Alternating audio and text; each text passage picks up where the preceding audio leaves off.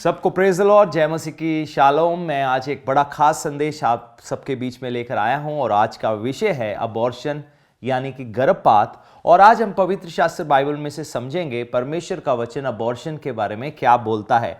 तो करीब करीब 6 या 7 अलग अलग बातें हैं जो मैं आपके साथ इन 2 भागों में करूंगा। पहले भाग 1 होगा, फिर आराधना का गीत, और उसके बाद आप भाग 2 में देख सकते हैं। अगर हमें आप YouTube पर लाइव देख रहे हैं तो आप हमारे इस संदेश को कंटिन्यूअसली देख सकते हैं, लेकिन अगर संडे के बाद देख रहे हैं तो आप हमारा पार्ट 2 देखना ना भूलिएगा।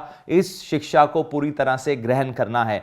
तो आज हम परमेश्वर के वचन से जानेंगे कि लोग गर्भपात क्यों करवाते हैं या अबॉर्शन क्यों करवाते हैं, और दूसरा है परमेश्वर का वचन इसके बारे में क्या बोलता है। तो हमें ये बातें बहुत महत्वपूर्ण हैं, आज का विषय बहुत महत्वपूर्ण है, तो कृपया पूरी शिक्षा में साथ जुड़े रहिएगा।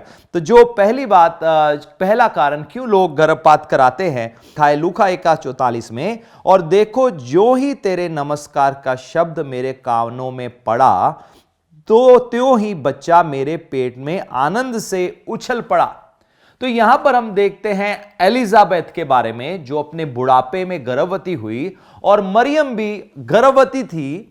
फरिश्ते ने आकर इस बात का घोषणा किया, मरियम ने विश्वास किया और परमेश्वर का पुत्र मरियम के पेट में था। लेकिन जब मरियम एलिजाबेथ से मिलने के लिए गई तो जो बच्चा एलिजाबेथ के पेट में था, जैसे ही उसने मरियम का नमस्कार सुना वो उसके पेट में उछला। तो यहां पर वो इस बात के बारे में बता रही है।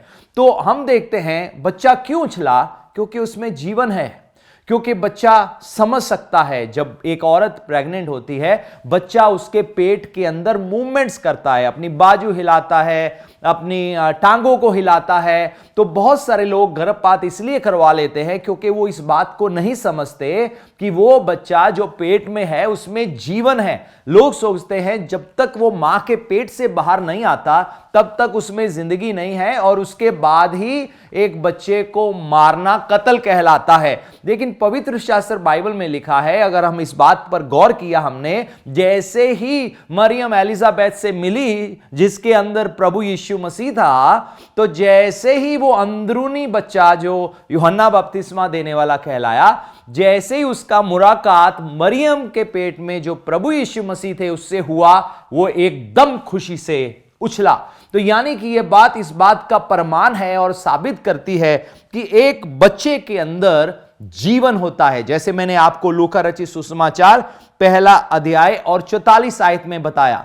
एक और आयत हम देखेंगे, जैसे आप स्क्रीन पर देख रहे हैं, मत्ती रचित सुसमाचार उसका 1 और 20वीं आयत। जब वह इन बातों के सोच ही में था तो प्रभु का स्वर्गदूत उसे स्वप्न में दिखाई देकर कहने लगा, यूसुफ दाऊद की संतान, तू अपनी पत्नी मरियम को अपने यहां से ले आने से मत डर, क्योंकि जो उसके गर्भ में है वह पवित्र आत्मा की ओर से है। जो उसके गर्भ में है वह पवित्र आत्मा की ओर से है।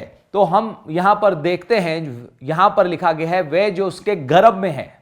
क्या उसके गर्भ में है? क्या एक मांस का टुकड़ा है या लहू उसके गर्भ में है? वो यानी कि एक व्यक्ति जो उसके गर्भ में है वह पवित्र आत्मा की ओर से है। यानी कि जब एक औरत गर्भवती हो जाती है, परमेश्वर उसको एक व्यक्ति बोलते हैं, या दूसरे शब्दों में हम एक बच्चा कह सकते हैं जो उस औरत के कोख में है। वो मांस का टुकड़ा नहीं है, वो लहू की कुछ बूंदे नहीं है, वो एक बच्चा है, वो एक व्यक्ति है, वो एक पर्सन है जिसके बारे में पवित्र शास्त्र बाइबल में हम देखते हैं। और इतना ही नहीं, जब बाइबल में हम आगे जाते हैं, यिर्मयाह नबी की किताब उसका 1 और 5वीं आयत, हो सकता है आप में से बहुत सारे लोगों को मालूम हो। यहां पर लिखा है, गर्भ में रचने से पहले ही मैंने तुझ पर चित्त लगाया और उत्पन्न होने से पहले ही मैंने तुझे अभिषेक किया, मैंने तुझे जातियों का भविष्यवक्ता ठहराया।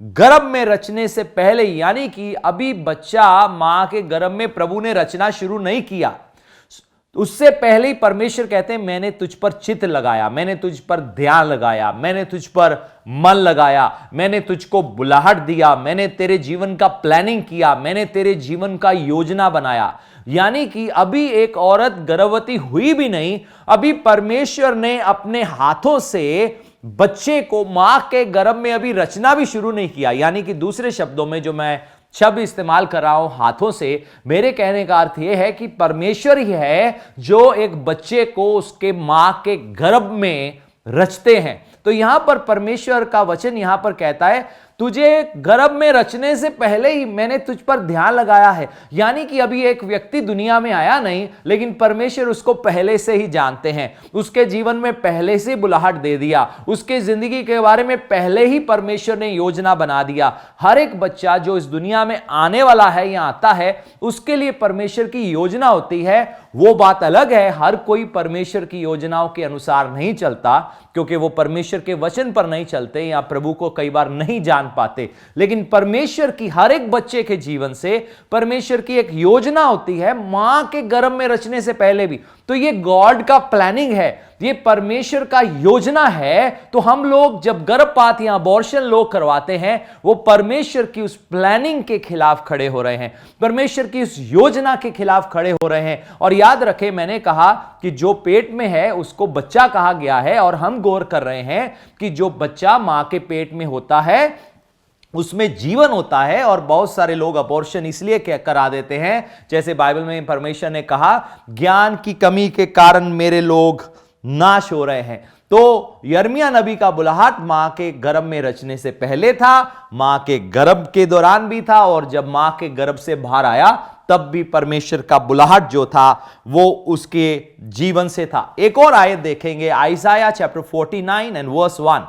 यशाया उसका 49 अध्याय और पहली आयत, यहां पर जैसा आप स्क्रीन पर देख रहे हैं लिखा है, हे द्वीपों मेरी ओर कान लगाकर सुनो, हे दूर दूर के राज्य के लोगों ध्यान लगाकर मेरी सुनो। यहोवा ने मुझे गर्भ ही में से बुलाया, यहोवा ने मुझे गर्भ ही में से बुलाया। जब मैं माता के पेट में था तब ही उसने मेरा नाम बताया। गर्भ ही में से, वो कहता है, पहले हमने यिर्मयाह चैप्टर 1 वर्स 5 में पढ़ा, जन्म रचने से पहले ही परमेश्वर ने बुलाया। यहां पर वो कहता है गर्भ ही में से बुलाया।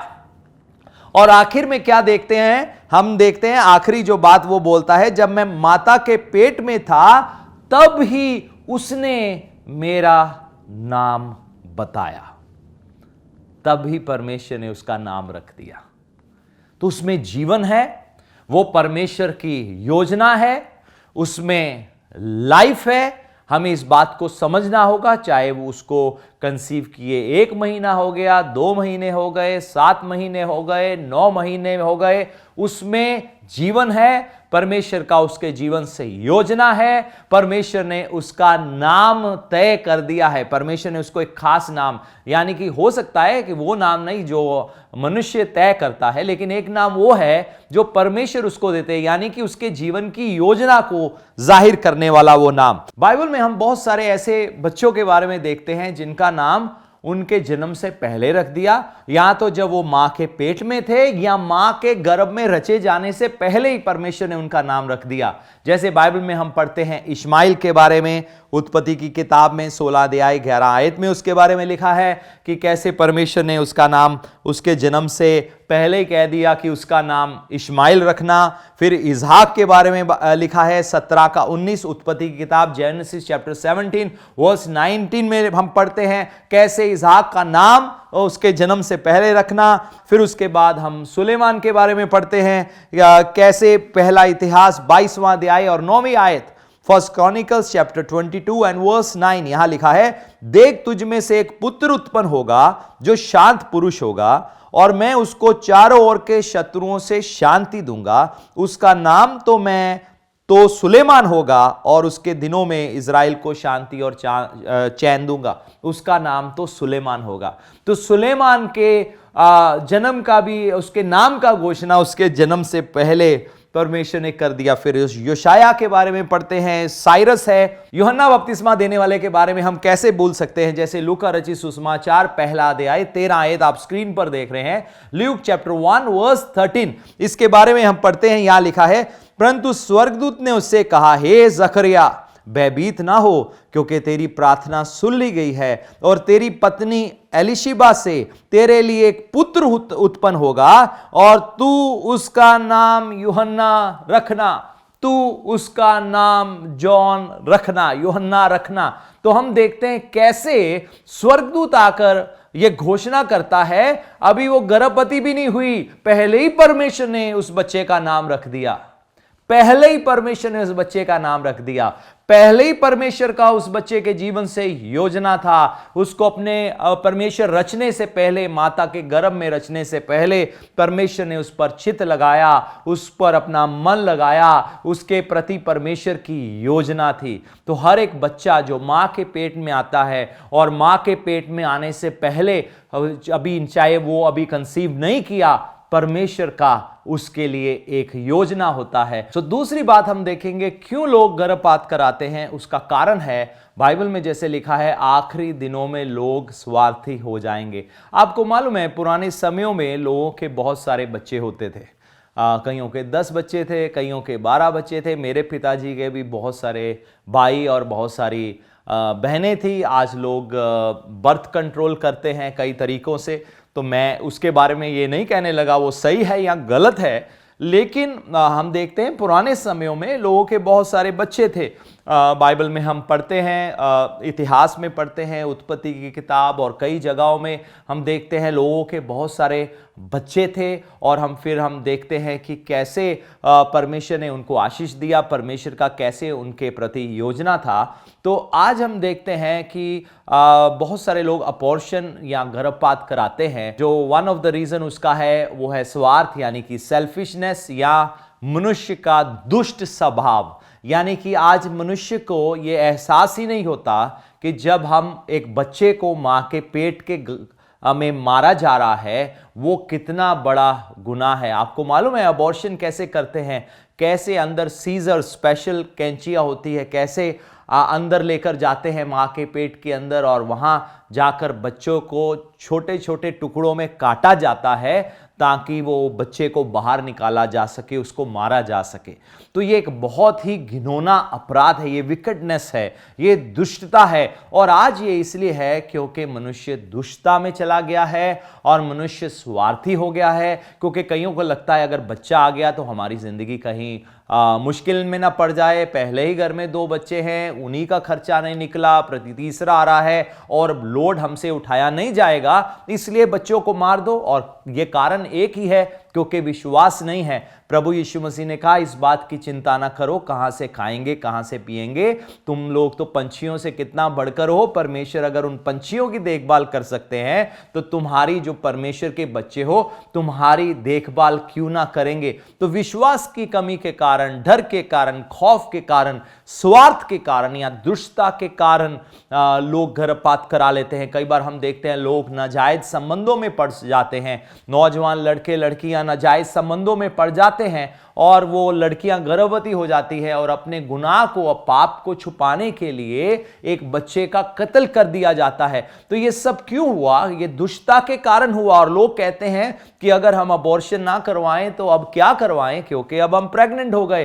पहली बात है, परमेश्वर के वचन में पहले ही कह दिया गया था तुम व्यभिचार ना करना। तो पाप की मजदूरी जो है वो मृत्यु है। और अब व्यभिचार का नतीजा देखो क्या हुआ। अब हमने एक गुनाह किया, अब एक गुनाह के ऊपर एक उससे भी घिनौना दूसरा गुनाह जो किया जा रहा है। एक मासूम बच्चे को मार दिया जा रहा है, एक मां के पेट में, एक औरत के पेट में, एक लड़की के पेट में, अपने गुनाह को छुपाने के लिए। जैसे हम बाइबल में पढ़ते हैं, अदन की वाटिका में जब परमेश्वर आदम के पास आए, परमेश्वर ने कहा आदम तूने वो फल खा लिया। वो कहता है ये औरत जो आपने मुझे दिया इसने खिला दिया, इसके कारण हुआ। औरत शैतान के ऊपर अपने गुनाह का लोड डालती है। उसी प्रकार से लोग अपने गुनाह को छुपाने के लिए अपने दुष्ट स्वभाव में एक बच्चे को एक औरत के पेट में कत्ल कर डालते हैं। सो पहली बात है, आप व्यभिचार करें ही ना, ताकि ऐसी कभी नौबत किसी व्यक्ति के जीवन में आए ना जहां पर उसे किसी मासूम का कत्ल करना पड़े अपने गुनाह को छुपाने के लिए। तो हम देखते हैं दूसरा कारण जो मैंने आपको अभी बताया, ये मनुष्य अपने दुष्टता के कारण अपने गुनाह को छुपाने के लिए, अपने पाप को छुपाने के लिए, उत्पत्ति की किताब 4 अध्याय में हम कैन और हाबिल के बारे में पढ़ते हैं। परमेश्वर ने हाबिल की भेंट को ग्रहण किया, कैन की भेंट को ग्रहण नहीं किया, और कैसे वहां पर हम पहला कत्ल होते हुए देखते हैं। और उसके बाद कत्ल पे कत्ल, कत्ल के पे कत्ल हम दुनिया में होते हुए देखते आए हैं। इतना ही नहीं, बाइबल के इतिहास में भी बहुत सारे ऐसे लोग खड़े हुए थे जिन्होंने गर्भवती औरतों को तो मारा ही मारा, उनके पेट को काट कर उसके अंदर से बच्चों को निकाल निकाल कर भी मार डाला, क्योंकि शैतान शुरू से ही हत्यारा है। सो पहले लोग तलवारों से पेट को काटते थे, आज हम देखते हैं लोग किसी और रीति से मां के पेट को खोलते हैं और उसमें जो बच्चा है उसको मार डालते हैं अपने स्वार्थ के कारण, अपनी दुष्टता के कारण। मुझे मालूम है आज बहुत सारे लोगों को यह संदेश कठोर लग रहा होगा, लेकिन यह परमेश्वर के वचन की सच्चाई है जो मैं आपको बता रहा हूं। मेडिकल साइंस तरक्की करना अच्छा है, लेकिन कई बार वो तरक्की को हम गलत चीजों में, गलत रीति से इस्तेमाल करते हैं और उस बच्चे को मार डालते हैं। बहुत सारे लोग एक बच्चे को मार डालते हैं क्योंकि उनको चाहिए था लड़का और मिल गई लड़की, और जब पता लगता है कि लड़की है और वो अबॉर्शन करा डालते हैं, उस लड़की को मार डालते हैं। और परमेश्वर के वचन के मुताबिक ये हत्या है जो आज पूरे विश्व भर में, आज पूरी दुनिया भर में जो बढ़ती ही जा रही है, और लोगों का मन कठोर होता जा रहा है। और अब उनको वो एहसास नहीं रहा, उनको लगता नहीं कि जब तक बच्चा मां के पेट में है, जो अपनी टांग भी हिला सकता है, बाजू भी हिला सकता है, महसूस भी कर सकता है, वो उसको मारना उनको लगता है कोई बड़ी बात नहीं है, वो कत्ल नहीं है। लेकिन प्रभु के वचन में आज मैं आपको बता रहा हूं किस प्रकार से परमेश्वर का वचन बताता है कि ये एक बहुत बड़ी दुष्टता है, और मनुष्य का दुष्ट स्वभाव बनने के कारण हम देखते हैं कैसे आज ये एक बहुत कॉमन बात, एक बड़ी साधारण बात हमारे समाज में बन गई है, जहां लोग अपने स्वार्थ के कारण या गलती छुपाने के कारण, या उनको क्योंकि लड़का चाहिए और लड़की मिल गई इस कारण से, और कई अलग अलग कारणों से लोग दुष्टता करते हुए एक बच्चे का कत्ल कर डालते हैं, गर्भपात करा लेते हैं, अबॉर्शन करा लेते हैं, जो कि परमेश्वर की निगाह में एक बहुत बड़ा गुनाह है। और मैं समझता हूं आज कोई ऐसा व्यक्ति है जिसने ऐसा अपनी जिंदगी में किया है, आज आपको मन फिराना चाहिए, क्योंकि हत्या कर दिया गया है। एक हत्या वो है जो आतंकवादी करते हैं, एक हत्या वो है जो लोग हथियार उठाकर करते हैं, एक हत्या वो है जहां चोर एक घर में चोरी करने आया और उसे लगा मैं पकड़ा जाऊंगा तो घर के मालिक की हत्या कर देता है। और उसी प्रकार से ये भी उसी प्रकार की, उसी लेवल की परमेश्वर के वचनों के मुताबिक हत्या है, जिसका प्रमाण मैं आपको अभी देता हूं। आप जैसा देख रहे हैं पहले स्क्रीन में निर्गमन उसका 21वां अध्याय, और हम गौर करेंगे इसकी 22 आयत की ओर, जैसा स्क्रीन पर देख रहे हैं। एक्सोडस चैप्टर 21 एंड वर्स 22 यहां लिखा है, यदि मनुष्य आपस में मारपीट करके किसी गर्भिणी स्त्री को ऐसी चोट पहुंचाए कि उसका गर्भ गिर जाए। तो यहां पर हम तीसरी बात देख रहे हैं, यह व्यवस्था परमेश्वर की, हम व्यवस्था को देख रहे हैं। तीसरी बात है यह परमेश्वर की व्यवस्था के खिलाफ है। तो यहां पर जो परमेश्वर ने व्यवस्था दिया था, लॉ दिया था और बताया था अगर कोई ये काम करता है तो उसकी सजा उसको ये होगी, अगर कोई ये काम करता है उसकी सजा वो होगी। तो उसी व्यवस्था को, उसी लॉ को हम परमेश्वर के वचन में देख रहे हैं। ये तीसरी बात है, ये परमेश्वर की व्यवस्था के खिलाफ है। तो एक बार फिर से आप देखिए, स्क्रीन की ओर देख रहे हैं, यदि मनुष्य आपस में मारपीट करके किसी गर्भिणी स्त्री को जो प्रेग्नेंट है ऐसी चोट पहुंचाए कि उसका गर्भ गिर जाए परंतु और कुछ हानि ना हो, यानी कि बच्चा ना मरे। तो एक औरत है, दो मनुष्य आपस में लड़ रहे हैं, या पति है, पत्नी है, या कोई पुरुष है, स्त्री है, जिसके जो प्रेग्नेंट है, जो गर्भवती है, जिसके पेट में बच्चा है, और उस झगड़े के कारण या उस मारपीट के कारण बच्चा जल्दी बर्थ ले ले, यानी कि वह हानि नहीं हुआ, बच्चा जल्दी बर्थ ले लिया, क्योंकि यहां पर हिंदी में बच्चा गिर गया वर्ड यूज किया गया है, लेकिन मैं चाहता हूं हम इंग्लिश बाइबल में भी इसको देखें, जैसा आप स्क्रीन पर देख रहे हैं एक्सोडस चैप्टर 21 एंड वर्स 22, और हम देख रहे हैं एम्प्लीफाइड बाइबल में। यहां लिखा है, if men fight with each other and injure a pregnant woman so that she gives birth prematurely, यानी कि समय से पहले वो बच्चे को अगर जन्म दे देती है prematurely, and the baby lives yet there is no further injury. तो यानी कि यहां पर परमेश्वर के वचन में कहा गया है कि दो लोग आपस में लड़ाई कर पड़े, एक गर्भवती औरत है, उसको चोट पहुंची और उस झगड़े के कारण बच्चे ने जल्दी जन्म ले लिया, समय से पहले 9 महीने में लेना था, 7वें महीने ले लिया, 8वें महीने ले लिया, लेकिन और बच्चा जन्म ले लिया, लेकिन कोई नुकसान नहीं हुआ, लेकिन कोई भी हानि नहीं हुआ। वापिस हिंदी बाइबल की ओर जाएंगे, जैसा स्क्रीन पर आप देख रहे हैं, लेकिन और कोई हानि ना हुआ, यानी कि बच्चा नहीं मरा, तो मारने वाले से उतना दंड लिया जाए जितना उस स्त्री का पति पंच की संपत्ति से, यानी कि जो अगवा है, लीडर है, सरपंच है, जो भी एक लीडरशिप है गांव में, शहर में, कहीं भी, उनकी सम्मति से ठहराए। परंतु यदि उसको और कुछ हानि पहुंचे तो प्राण के बदले प्राण का, आंख के बदले आंख का, दांत के बदले दांत का, हाथ के बदले हाथ का, पांव के बदले पांव का, दाग के बदले दाग का, घाव के बदले घाव का, और मार के बदले मार का दंड हो। आप देख सकते हो परमेश्वर का वचन क्या कहता है। बच्चे को कोई हानि नहीं हुआ तो एक उसको फाइन ठहरा दो, एक फाइन विलेज लीडरशिप के मुताबिक या जज के साथ मिलकर उसका पति जो इस आवाज को उठाता है तो फाइन किया जाए। लेकिन अगर मर जाए बच्चा तो प्राण का बदला प्राण। तो यहां पर हम ओल्ड टेस्टमेंट को देख रहे हैं, लेकिन मैं आपको क्या बताना चाहता हूं, यहां क्या लिखा है, बाइबल में क्या लिखा है, पाप की मजदूरी मृत्यु है। तो कत्ल की मजदूरी क्या है, वो गुनाह है, क्या है, डेथ।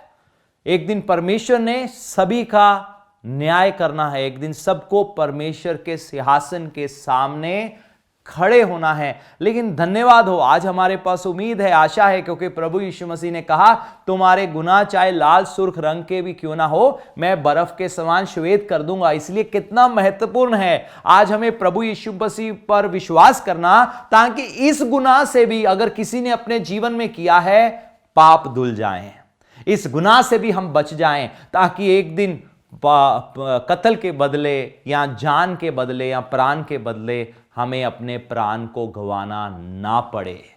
तो यहां पर यह बात साफ साबित होती है कि परमेश्वर ने अपने लॉ में, अपनी व्यवस्था में इसके खिलाफ दंड ठहराया था, इसके खिलाफ सजा ठहराई थी। अगर तो बच्चा जल्दी हो गया लेकिन उसको कोई नुकसान नहीं पहुंचा, ठीक है, और जिसने मारपीट किया उसको फाइन ठहरा दो। लेकिन अगर बच्चा मर गया, लेकिन अगर बच्चे का प्राण चला गया, प्राण के बदले प्राण, प्राण के बदले प्राण। Wages of sin is death, पाप की मजदूरी मृत्यु है। और मुझे मालूम नहीं, आज जितने लोग मुझे सुन रहे हैं, हो सकता आप में से कुछ ऐसे लोग हो जो कहते हो, हाँ हमसे ये गुनाह हुआ है, हमसे ये पाप हुआ है, चाहे मेडिकल डॉक्टर के पास जाकर या किसी मेडिसिन को लिया गया है, क्योंकि आजकल बहुत सारी ऐसी मेडिसिन भी चलती हैं जहां एक औरत प्रेग्नेंट हो जाती है और वो वो मेडिसिन कुछ महीनों तक काम करती है, और कई बार लोग वो ले लेते हैं। अगर वैसा भी किया है,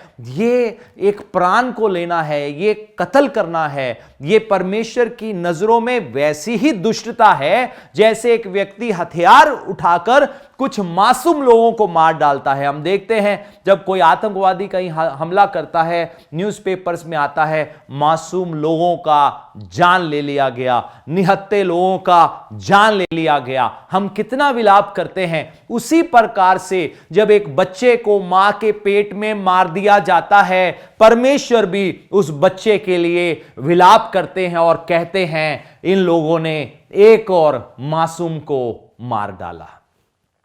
अगर आज आप एक ऐसे व्यक्ति हैं, आज मन फिराने का समय है, क्योंकि प्रभु के आत्मा को शोकित किया गया है। एक वो बच्चा जिसके बारे में परमेश्वर ने पहले ही सोच लिया था, एक वो बच्चा जिसके जीवन का प्लानिंग परमेश्वर ने पहले ही कर लिया था, एक वो बच्चा जैसे हमने यिर्मयाह चैप्टर 1 वर्स 5 में पढ़ा, मां के गर्भ में रचने से पहले मैंने तुझ पर चित्त लगाया, परमेश्वर ने जिसके ऊपर पहले मन लगा लिया था, एक वो बच्चा जिसका नाम परमेश्वर ने पहले ही सोच लिया था, उसको गिरा दिया गया, उसको मार दिया गया, उसको खत्म कर दिया गया। तो अगर आज ऐसे लोग हैं, आपसे ये गलती हुआ है, आज प्रभु से माफी मांगने का समय है। आज परमेश्वर से कहने का समय है, प्रभु मुझे क्षमा कर दो। क्योंकि बहुत सारे लोग, मैं आपको बताना चाहता हूं, बहुत सारे विश्वासी लोग भी आज प्रभु को जानने के कारण बावजूद भी उनकी जिंदगियों में आज पता है मुश्किलें कई बार क्यों आती हैं, क्योंकि ऐसा एक श्राप उनके जीवन में पीढ़ियों से पीढ़ी तक चलता रहता है। हम कहेंगे हमने तो किसी का कत्ल नहीं किया, हमारे बाप दादाओं ने कभी हथियार नहीं उठाया, लेकिन हो सकता है हम में से किसी ने उस हथियार को उठाया हो और एक मासूम बच्चे को मार डाला हो। आज मैं आपको कंडेम करने के लिए वचन प्रचार नहीं कर रहा, लेकिन मन फिराने के लिए कर रहा हूं, आपको एक नई आशा देने के लिए कर रहा हूं, एक नई उम्मीद देने के लिए कर रहा हूं। क्योंकि आज जब आप अपने पाप से मन फिराएंगे, आप अपने गुनाह को स्वीकार कर लेंगे, वो विश्वास योग्य और धर्मी है आपके गुनाह को क्षमा करने के लिए। बर्फ के समान वो आपको श्वेत कर देंगे, आपके गुनाह को याद भी ना रखेंगे। हो सकता है आपको याद हो आपके गुनाह, लेकिन परमेश्वर याद नहीं रखेंगे। तो मैं इस समय आपको न्योता देना चाहता हूं, अगर कोई ऐसा व्यक्ति है, चाहे आपने प्रभु को जीवन दे दिया है, आप भी मेरे साथ प्रार्थना करें, या कोई ऐसा व्यक्ति है जिसने प्रभु को जीवन नहीं दिया, आज आपके लिए सही समय है। प्रभु यीशु मसीह को जीवन देकर हमेशा की जिंदगी पालें और वो अनंत काल के दंड से बच जाएं। तो आए हम प्रार्थना करें, और मैं आपकी प्रार्थना में अगुवाई करने जा रहा हूं, और मैं चाहता हूं जो लोग मेरे साथ जुड़े हुए हैं मेरे पीछे प्रार्थना करें और कहें, प्रभु यीशु मसीह, हमने आपके खिलाफ जाने और अनजाने में बहुत सारे गुनाह किए हैं, हमें क्षमा करें। हमें विश्वास है आप इस दुनिया में हमारे लिए आए, मरे और तीसरे दिन मुर्दों में से जी उठे।